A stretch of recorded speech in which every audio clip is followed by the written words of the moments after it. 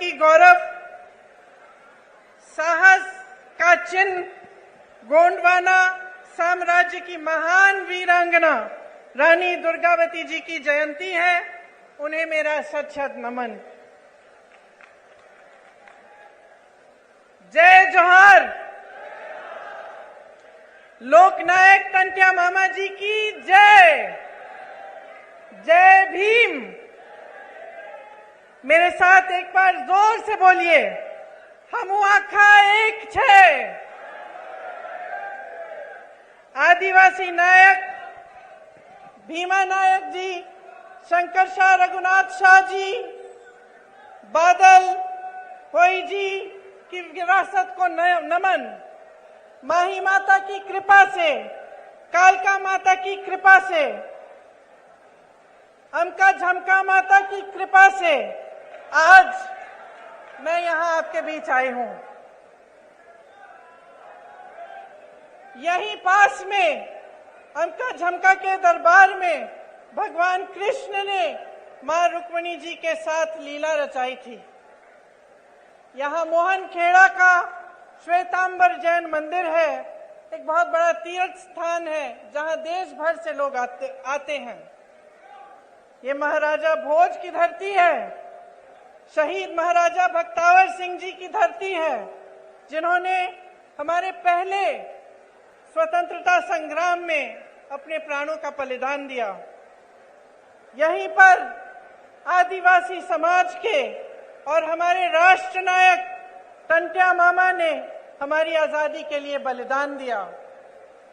यह संविधान निर्माता बाबा साहेब अम्बेडकर जी की धरती है। हमारी आजादी की लड़ाई के दौरान 1942 में भारत छोड़ो आंदोलन हुआ, जो धार जिले से में कालूराम विरुलकर जी ने आंदोलन का नेतृत्व किया। आजादी के बाद संविधान सभा में सदस्य बनकर उन्होंने भारत के संविधान को बनाने में बहुत योगदान दिया। महापुरुषों की धरती है। आज यहां खड़े होते हुए, उनका नाम लेते हुए, उनकी याद करते हुए मन में ये बात आती है कि हम इन्हें महापुरुष क्यों कहलाते हैं। इनमें और साधारण जनता में क्या फर्क था?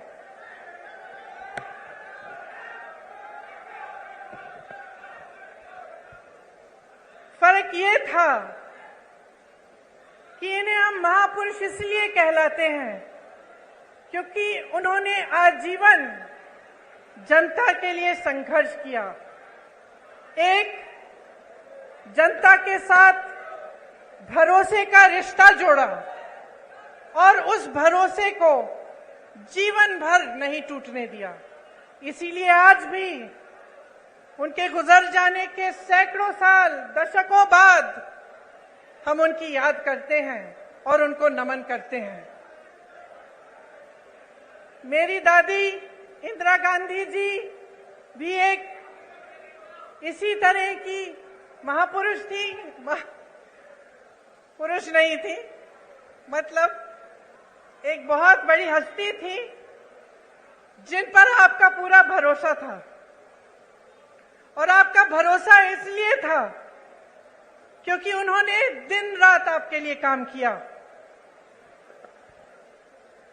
एक भावनात्मक रिश्ता था और आज यहां खड़े हुए उस रिश्ते की भी मुझे याद आती है।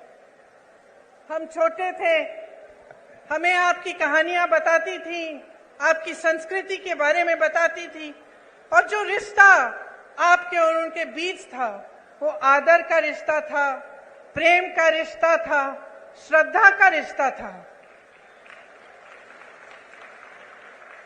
ये एक तरफा नहीं था।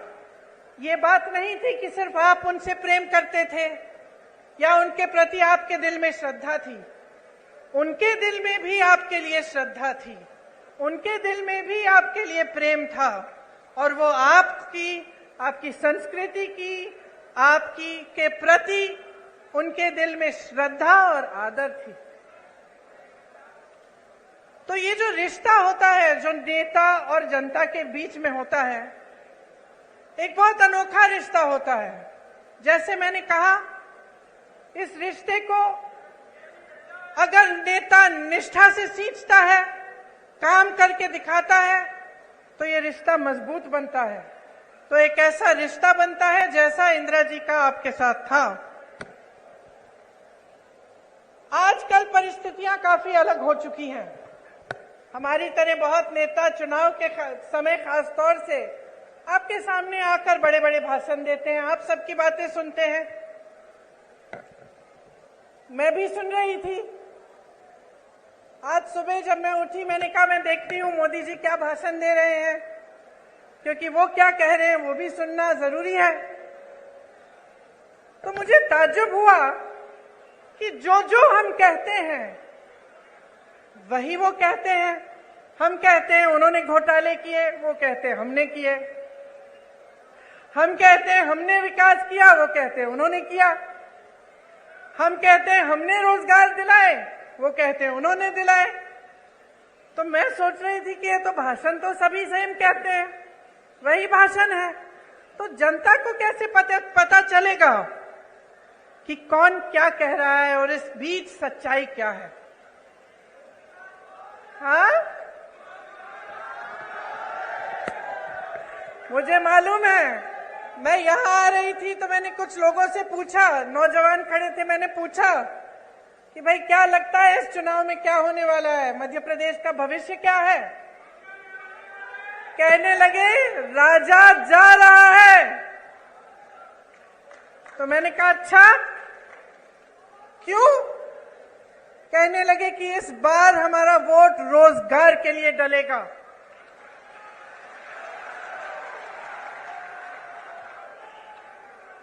तो इसमें एक बात जो मैं इससे पहले कह रही थी वह स्पष्ट हो जाती है कि जब एक पार्टी का नेता आपके सामने कुछ कहता है, दूसरा वही चीज लगभग कह के जाता है, तो आपको पता कैसे चलता है कि कौन सच्चाई कह रहा है? पता आपको तब चलेगा जब आप अपने ही अनुभव पर उतरेंगे। आपका अनुभव क्या है? आपका जीवन क्या है? आपके संघर्ष क्या है? क्या महंगाई बढ़ी है पिछले 18 सालों में? बताइए। 10 गुना? पिछले 5 सालों में, 3.5 सालों में, जब से इनकी सरकार रही है तब से बढ़ी है कि घटी है? बढ़ी है। रोजगार मिले हैं आपको? नहीं। मेरे किसान भाई जो खेती छोड़ के यहाँ आए हैं, बताइए आपका जीवन ज्यादा मुश्किल हुआ है कि ज्यादा आसान? मुश्किल हुआ है।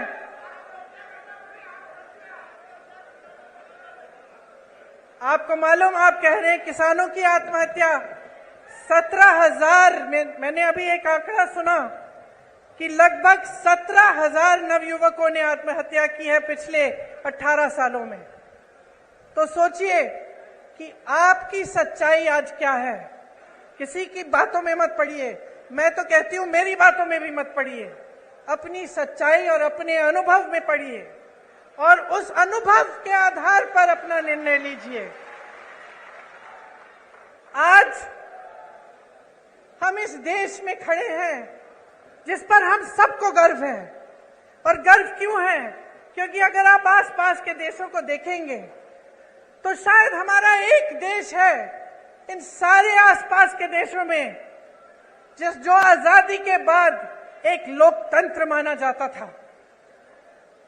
और जिसका लोकतंत्र हमेशा मजबूत रहा है। और ये लोकतंत्र हमारे संविधान में गढ़ा हुआ है। जिन्होंने हमारे संविधान को लिखा और बनाया, उन्होंने जीवन इस देश के लिए दिया। एक नहीं थे, बहुत सारे लोग थे हमारे स्वतंत्रता सेनानी। और हमें गर्व है आज अपने देश पर, जिसके संविधान में लिखा है कि हर जने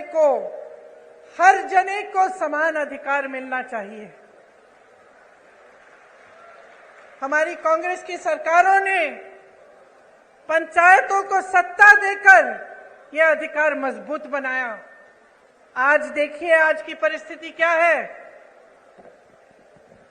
आज तमाम पंचायतों को मुश्किलों में डाल दिया है। और जहां हमने पंचायतों के लिए व्यवस्था लागू की, भाजपा सरपंचों के अधिकारों में कटौती ला रही है, आपको कमजोर कर रही है। राज्य भर में आज पटवारी 1 महीने से हड़ताल पर बैठे हैं। जितने भी काम आपको कराने पड़ते हैं, सब काम रुक गए हैं। आप भटकते रहते हैं इधर से उधर। उनकी अपनी मांग है, उनको भी सरकार ने सहायता नहीं दी, वे हड़ताल पे बैठे हैं। ये स्थिति है आज यहाँ की। 18 सालों में 250 से ज्यादा, 250 से ज्यादा घोटाले हुए हैं। अगर हम उसकी लिस्ट बनाने चले तो हम यहाँ पे 2 घंटे के लिए खड़े रहेंगे।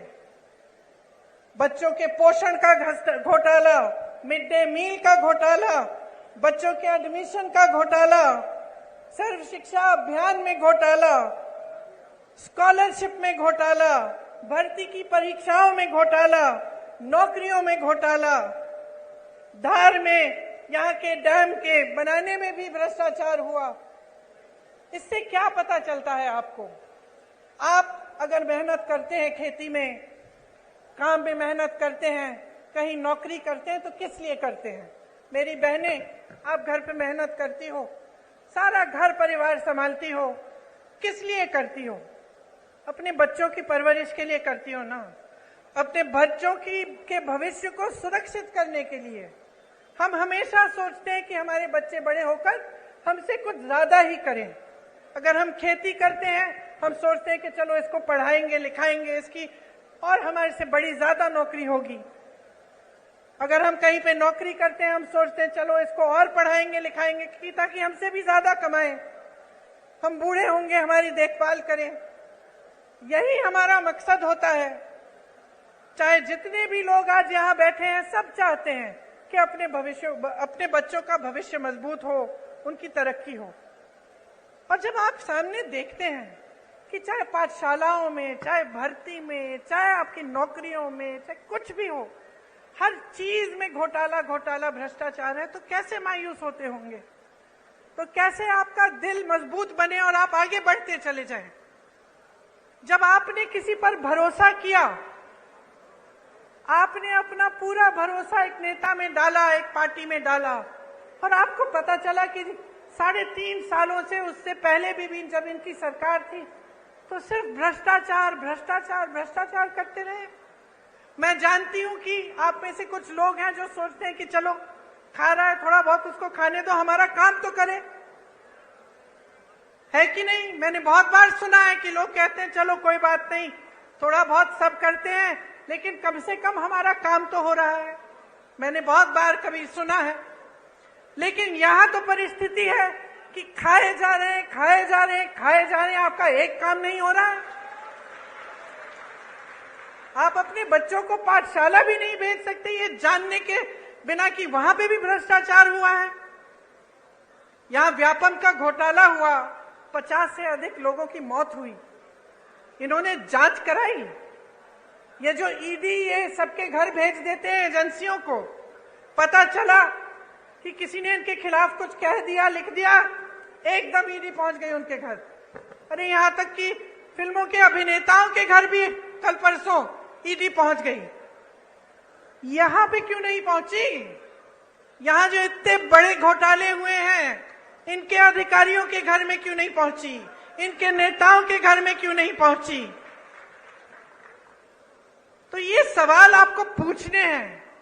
जब मां नर्मदा के साथ घोटाला हो सकता है, भ्रष्टाचार हो सकता है, जब महाकाल की मूर्तियों के साथ सप्त ऋषियों की जो मूर्तियां हैं, उन्हें स्थापित एक दिन किया, अगले दिन बह गई, इनके साथ जब भ्रष्टाचार हो सकता है, जब भगवान के साथ कोई घोटाला और भ्रष्टाचार करने की हिम्मत करता है, तो क्या समय नहीं आ गया है इनको बदल डालने का?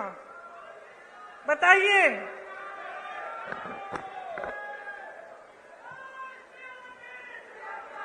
देखिए,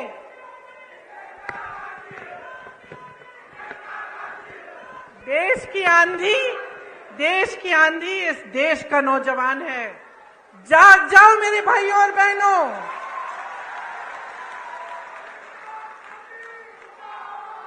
आपको बचाने के लिए कोई आंधी नहीं आ रही है, आप खुद को बचाइए। ये जो आपके साथ हो रहा है ये गलत है। जो रोज रोज आप जी रहे हैं, आप संघर्ष कर रहे हैं, ये गलत है।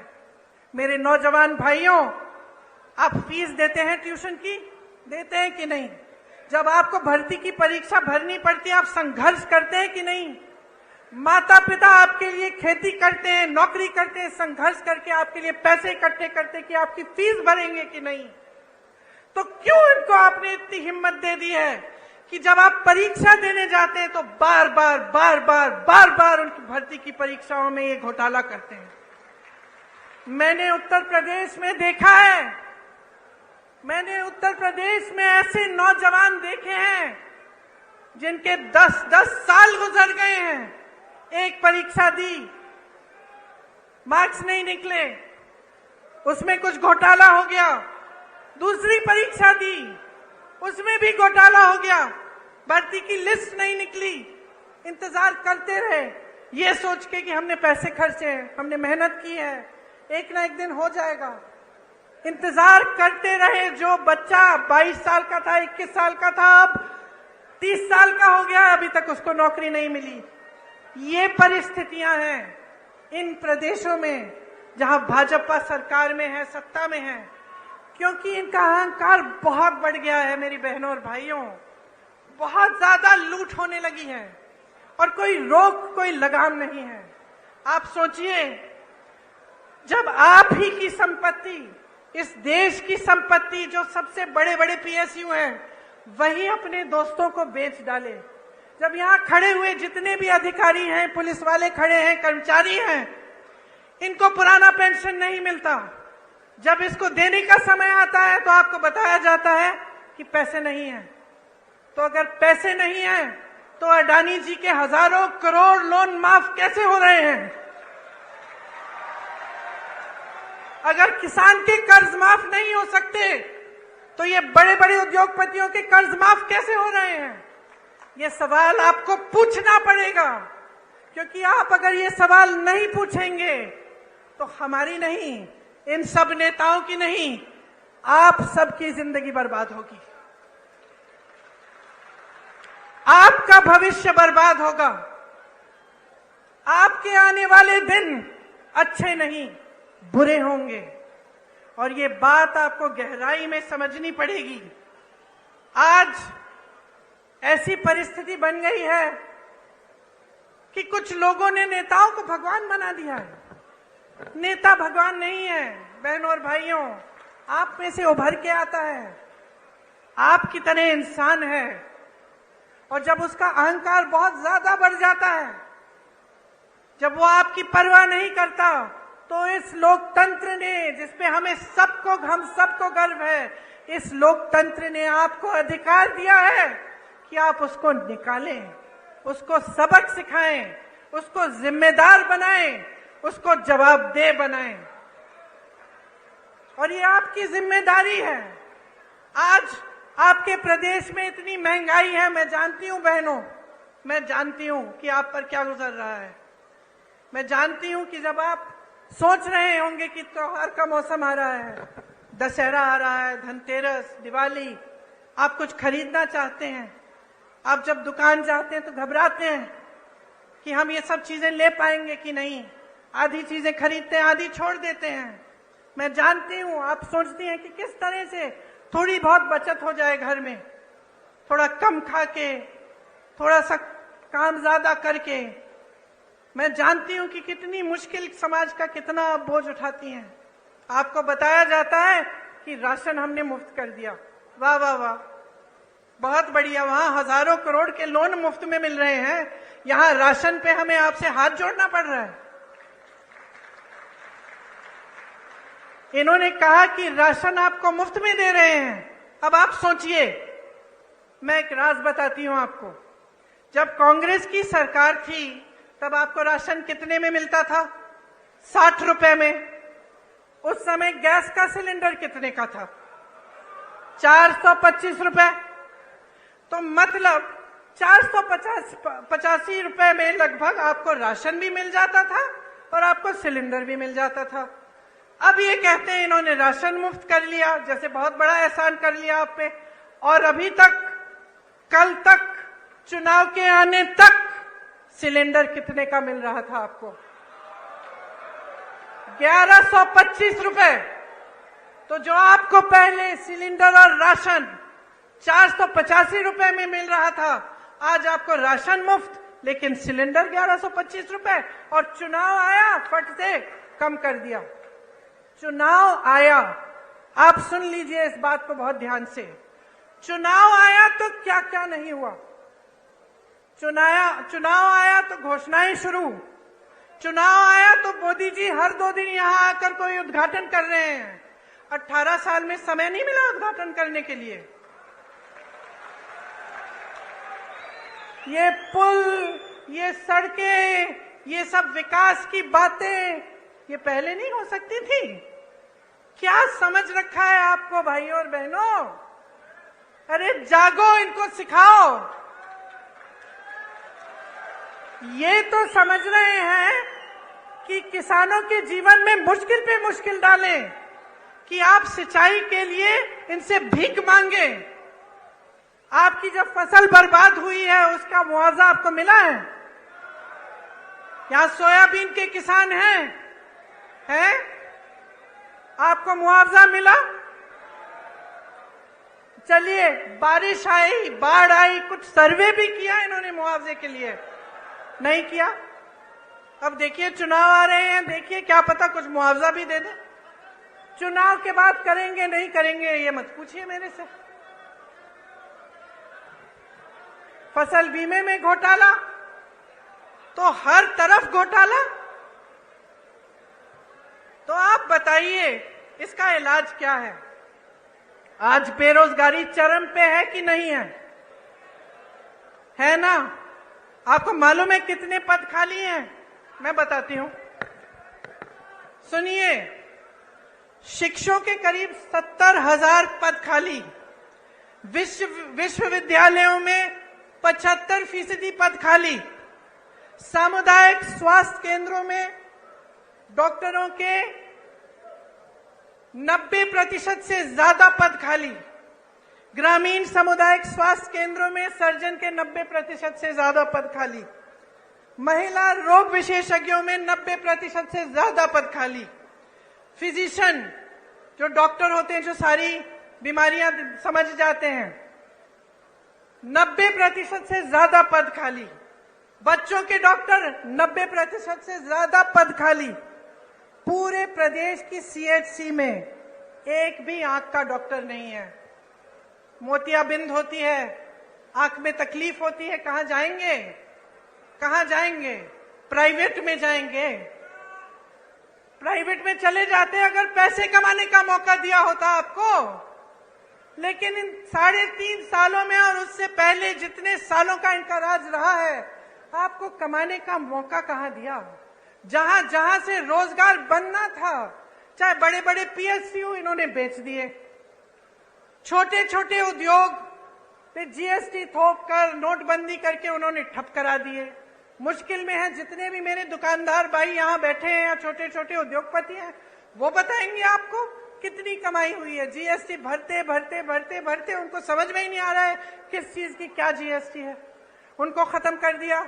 खेती किसानी में रोजगार पैदा होता था, मनरेगा होता था आपके गांव में, वहां पे रोजगार बंद। तो रोजगार देंगे कहां से आपको? आपको कमाने का मौका नहीं दे रहे हैं, लेकिन आप पे महंगाई इतनी थोप रहे हैं कि आपका जीना मुश्किल हो गया है। पर ये सब बातें मैं आपको यहाँ इस मंच पे खड़े होकर समझा रही हूँ। आप सबको तो पहले ही मालूम है। जी आप रहे हैं, संघर्ष आप कर रहे हैं अपने बच्चों को स्कूल भेजने के लिए, उनकी किताबों को खरीदने के लिए, उनकी फीस भरने के लिए, उनकी भर्ती की परीक्षाओं के लिए, उनकी नौकरियों को, उन इंटरव्यूज के लिए। ये सब काम आपके ही समर्थन से आपके बच्चे कर रहे हैं, लेकिन करने के बावजूद कुछ नहीं मिल रहा है। इसीलिए मैं आपसे कहना चाहती हूं कि आप इंदौर संभाग के हैं, आप जानते हैं कि पिछले 18 सालों में यहां कोई नई यूनिवर्सिटी नहीं बनी है कि नहीं बनी? कोई नया अस्पताल बना? कोई मेडिकल कॉलेज खुला? तो क्या कर रहे हैं ये? मोदी जी यहां आते हैं, आजकल तो शिवराज जी का नाम लेने से भी शर्म कर रहे हैं, उनका नाम ही नहीं लेते, कहते मुझे वोट दो। और वो तो आपके सीएम बनने वाले नहीं है। मैंने आपको बताया, मैं भाषण सुन रही थी उनका, 50 मिनट में 50 बार कांग्रेस का नाम लिया। तो कांग्रेस के जो कार्यकर्ता हैं, खुश हो जाओ भाई,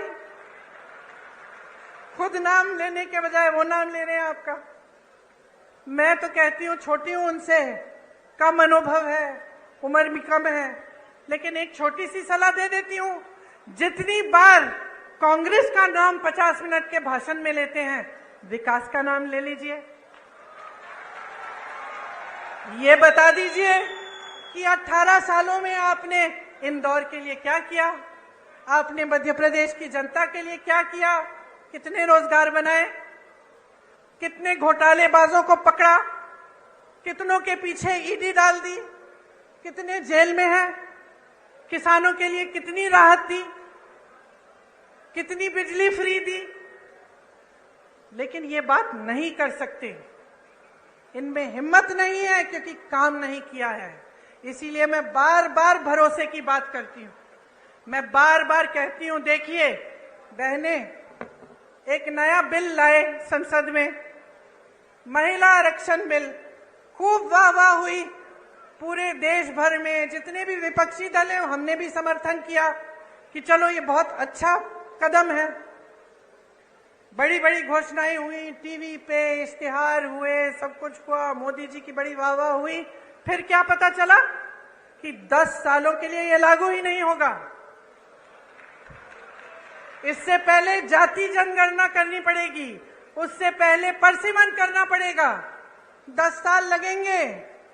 तो फिर इस घोषणा का मतलब क्या है?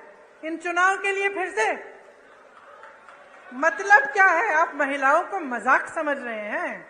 आप समझ रहे हैं कि महिलाओं को आप कुछ भी कह दें और हम अंधे होकर आपको वोट देंगे?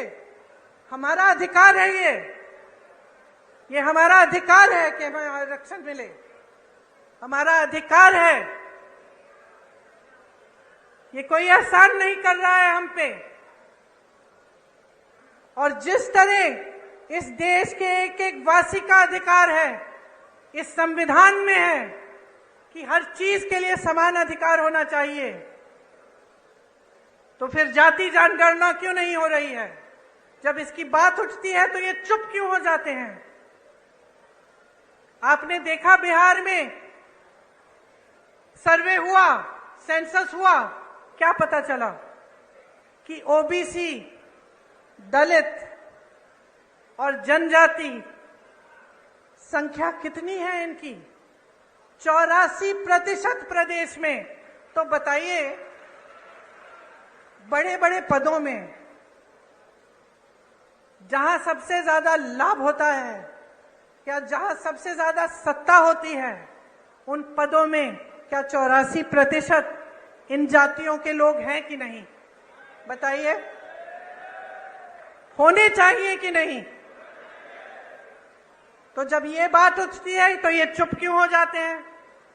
आप सब आदिवासी समाज के हैं, यहां से आपको पलायन करना पड़ता है, सच बात है कि नहीं? दिल्ली में बहुत सारे लोगों से मैं मिलती हूं जो यहां से गए हुए हैं वहां पलायन करके, क्यों? रोजगार ढूंढने के लिए। आपके क्षेत्र में जैसे मैंने पहले कहा, मनरेगा होता था, कुछ रोजगार मिल जाता था, वो भी बंद हो गया है। यहाँ की आदिवासी महिलाओं पर सबसे ज्यादा अत्याचार है। आपने सारे वायरल वीडियो देखे होंगे, क्या क्या नहीं कर रहे हैं। देश में सबसे ज्यादा बच्चियां एमपी में गायब हैं, सबसे ज्यादा महिलाएं यहां से गायब होती हैं। यहां रोज 17 बलात्कार होती हैं। बहनों सुनो, क्योंकि आपको पूछना पड़ेगा कि आपकी सुरक्षा के लिए ये सरकार क्या कर रही है। ये बड़ी बड़ी बातें, बड़े बड़ी घोषणाएं चुनाव से पहले कि आपको पैसे मिलेंगे, आपकी सुरक्षा होगी, आपको आरक्षण मिलेगा, बहुत बड़ी बातें हैं। 18 साल से सरकार में रही हैं, आपकी बच्चियां आज भी सुरक्षित नहीं हैं।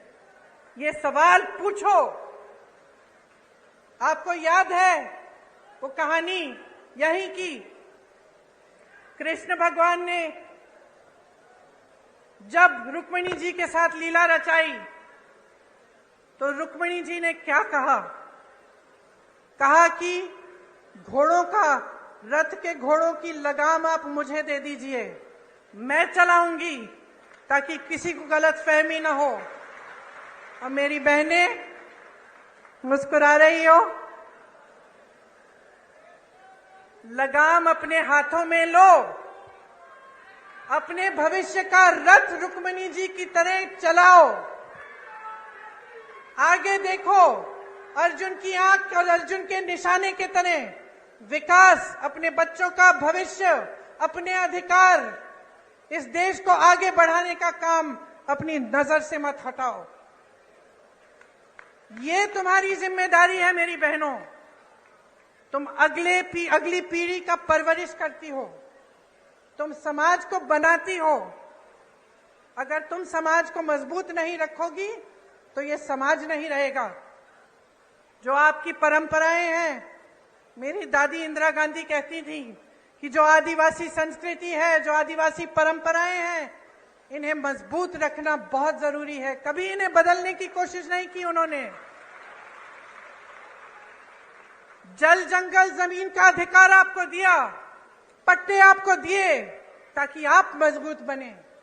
और मेरी बहनें, आज इस देश का एक एक नेता समझ गया है कि अगर महिलाओं का वोट उसे नहीं मिले तो वो सत्ता में नहीं आ सकता। इसीलिए मेरी बहनें, जब मैं कहती हूं कि लगाम संभालो, अपना रथ खुद चलाओ, मैं इसलिए कहती हूं कि आज कौन सत्ता में आएगा, कौन नहीं आएगा, ये आपके हाथों में है। इस बात को गहराई से समझो।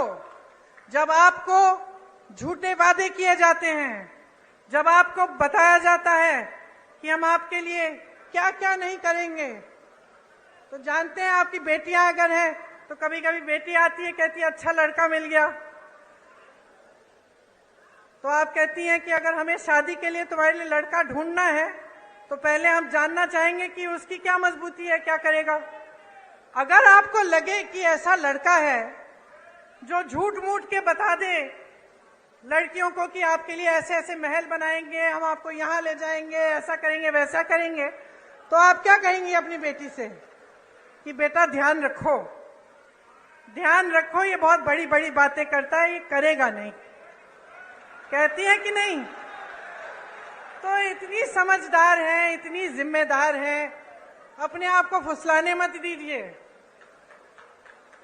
समझ जाइए कि ये राजनीतिक खिलवाड़ हो रहा है आपके साथ। आपको अपना भविष्य मजबूत बनाना है तो जैसे मैंने शुरू में कहा, अपने अनुभव पर उतरिए।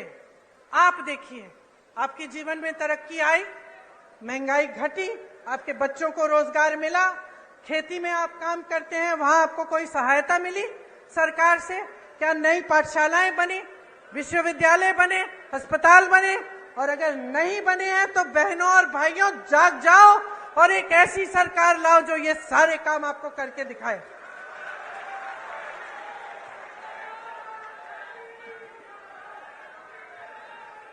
शिशुपाल के अत्याचारों का घड़ा भर गया है, भर गया है।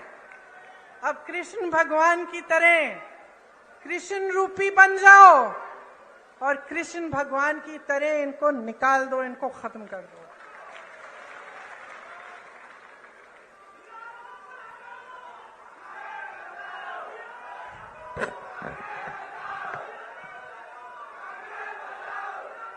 डेढ़ सालों में,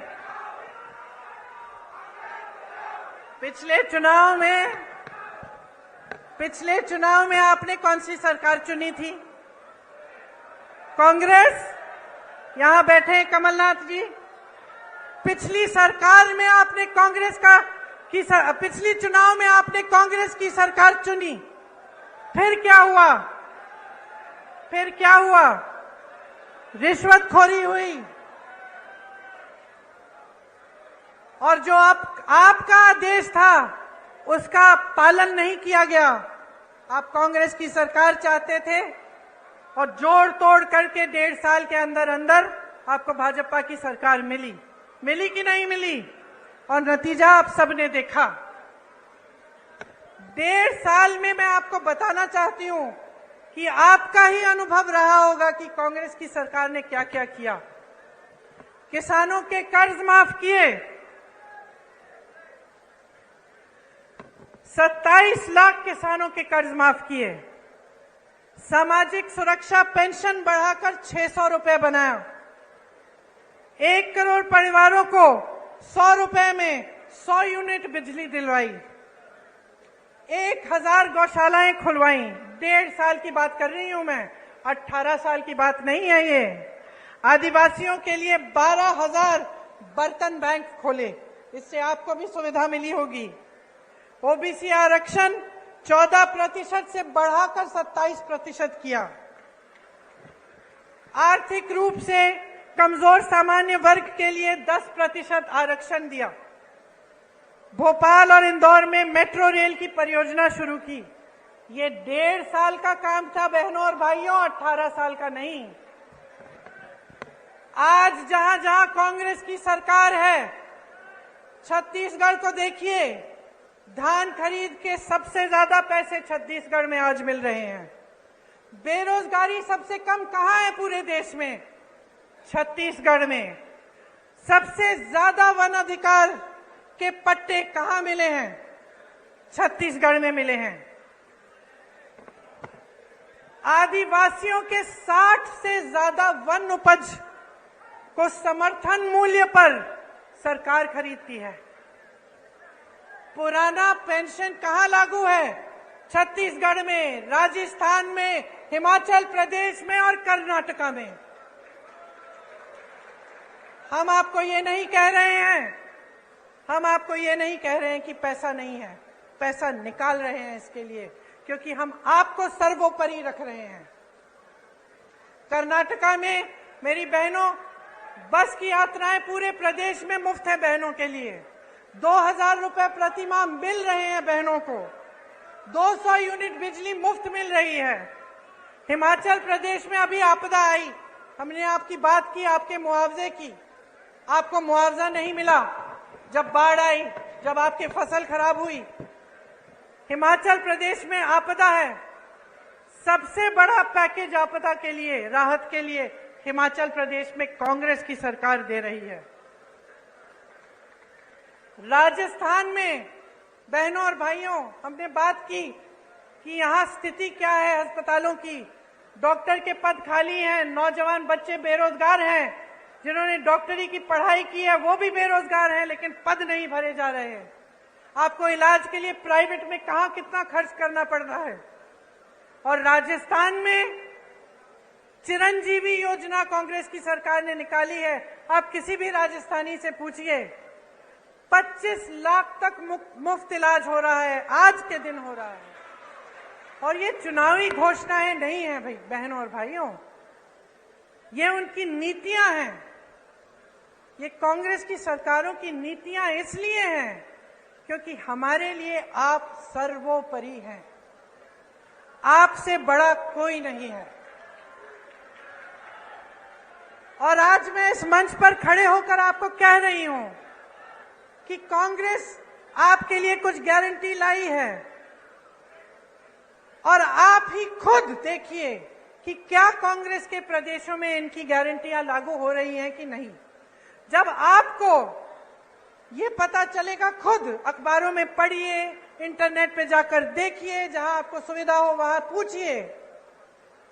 जब आपको खुद अपने अनुभव से पता चलेगा कि हां, इन्होंने जो वादे किए वाकई पूरे कर रहे हैं, तब आप इन गारंटियों में आप विश्वास करो और मैं दावे के साथ कह रही हूं आपको कि जहां जहां हमारी सरकार है वहां गारंटीज पूरी हो रही हैं और यहां पे मध्य प्रदेश में होंगी।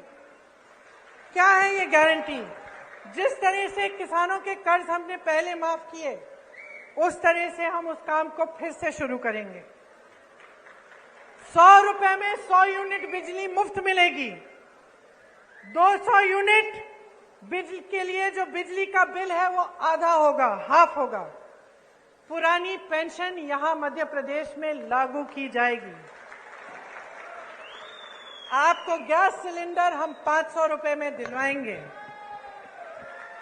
महिलाओं को 1500 रुपए प्रति माह मिलेगा, आपके खाते में जाएगा मेरी बहनों।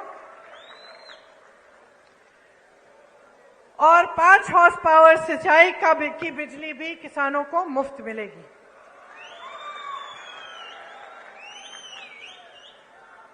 देखिए, आपने मेरी बातें बहुत ध्यान से सुनी और मैं यहां खड़े होकर ऐसी कोई बात भी नहीं करना चाहती जो सही नहीं है। दूसरी पार्टियों के बारे में नकारात्मक बातें करना, उल्टी सीधी बातें करना आसान है। अपने काम और अपनी पार्टी, अपनी सरकारों के अनुभव, उनके विवेक, उनके कार्यों के आधार पर बात करना मुश्किल होता है। मुश्किल क्यों? क्योंकि फिजूल की बात नहीं कर सकती। मैं यहां खड़ी होकर ये नहीं कह सकती कि भाई राजस्थान में चिरंजीवी योजना है, 25 लाख का मुफ्त इलाज है, अगर नहीं होगा तो। क्योंकि आप में विवेक है, आप जान लेंगे कि भाई यहां पे खड़े होकर सब फालतू की बातें करते हैं। तो यहां खड़े होकर मैं सिर्फ वो बातें करना चाहती हूं जो सच्चाई है, जो हमारे अनुभव की बातें हैं और जिन बातों की सच्चाई आप खुद खोज सकते हैं। तो यहां खड़े होकर सबसे बड़ी बात मैं आपसे क्या कहना चाहती हूं कि देखिए, ये देश आपका है, ये देश आपका है, ये प्रदेश आपका है, ये भविष्य आपका है, ये आगे वाली पीढ़ी, ये नई पीढ़ी आपकी है। तो जिम्मेदारी भी आपकी है, कांग्रेस पार्टी भी आपकी है, हम सब भी आपके हैं। तो ये एक बहुत बड़ी जिम्मेदारी है, इसको हल्के में मत लीजिए। आपको संविधान ने सबसे बड़ी शक्ति दी है, वो आपकी शक्ति है, जनता की शक्ति है। अब बहुत हो चुका है, आपने बहुत देख लिया है, टीवी में बातें सुन ली हैं, बड़े बड़े इश्तिहार देख लिए हैं, वहां हरियाली है, इश्तिहारों में बड़ी बड़ी चीजें हो रही हैं, सब बन रहा है, यूनिवर्सिटियां बन रही हैं, अस्पताल बन रहे हैं, रोजगार बन रहे हैं, पढ़ाई भी हो रही, सब कुछ हो रहा है इश्तिहारों में, लेकिन जमीन पर नहीं हो रहा है। और जब तक आप इसको जमीन पर नहीं उतारेंगे, आप स्पष्ट कर दीजिए हर नेता को कि जब तक ये बातें जमीन पर नहीं उतारेंगे, अपने वादों पर खरे नहीं उतरेंगे, तब तक आपका कीमती वोट उनके पास नहीं जाएगा। और मैं ये दावे के साथ कह सकती हूं कि अगर आप सोच समझ के अपना वोट देंगे, अगर आप वाकई अपने भविष्य को बनाने के लिए और ऐसी बातों में नहीं पड़ेंगे जिनसे आपके जज्बात जुड़ जाते हैं, क्योंकि बहुत चालाकी से चुनाव के समय आपके जज्बातों को जोड़ा जाता है। धर्म की बातें होती हैं, जाति की बातें होती हैं, ऐसी बातें होती हैं कि आपको बुरा लगता है कि भाई अगर हम वोट नहीं देंगे कहीं हमारे धर्म पे आंच ना आ जाए, कहीं हमारी जाति पे आंच ना आ जाए। लेकिन यह आपको गुमराह करने का तरीका है। तो जैसे मैंने कहा, अपनी आंख अर्जुन की तरह निशाने पर रखिए। निशाना आपका भविष्य है, निशाना मध्य प्रदेश का भविष्य है। मेरी बहनों, निशाना आपका भविष्य है, इससे आंख मत हटाओ। और आप जिस दिन चुनाव में वोट डालने जाएंगे, उस दिन याद रखो मेरी बातें, ये वोट आपके लिए जाना चाहिए, आपके मध्य प्रदेश के लिए, आपके भविष्य के लिए और आपके बच्चों को मजबूत बनाने के लिए। और मैं दावे के साथ कहती हूं कि अगर आप इस तरह से सोचेंगे, अगर आप पूरे विवेक से और अपने ही अनुभव से अपना वोट डालेंगे तो आपका एक एक वोट आज कांग्रेस पार्टी को जाएगा, क्योंकि इस देश को मजबूत बनाने वाली, इस देश को स्वतंत्र बनाने वाली, इस देश को एक रखने वाली, इस देश में विकास लाने वाली एक ही पार्टी है, कांग्रेस पार्टी। भाइयों और बहनों, अब खेती में वापस जाने का समय आ गया है। मैं आपको और कष्ट नहीं दूंगी। आपको बहुत बहुत धन्यवाद देती हूं कि आपने इतनी प्यार से मेरी बातें सुनी और मेरा इंतजार किया। मेरे साथ एक बार कहिए, मध्य प्रदेश की जय, मध्य प्रदेश की जय, मध्य प्रदेश की जय। जय हिंद।